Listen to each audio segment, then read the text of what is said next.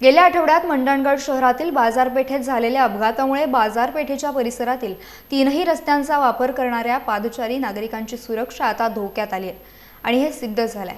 मंडणगड शहर आणि त्यातील रस्ते या दोघांचा गेल्या 10 वर्षात केवळ कागदावरच दर्जा बदललाय।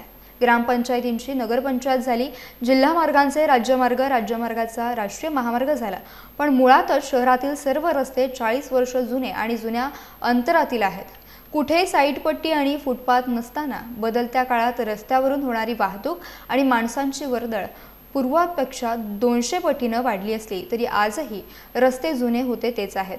बाजारपेठेतील 3 प्रमुख रस्ते मुख्य नाक्यापासून सुमारे 500 मीटरच्या अंतरात नेहमीच गजबजलेले असतात आणि या रस्त्याच्या दुतर्फा मायनिंग वाहतूक दिवसभर सुरू असते। त्यामुळे वाहतुकीचे आणि रस्त्यावर चालण्याचे नियम पाळूनही अनेकदा अपघात आणि वाहतूक कोंडीच्या समस्या निर्माण होत आहेत।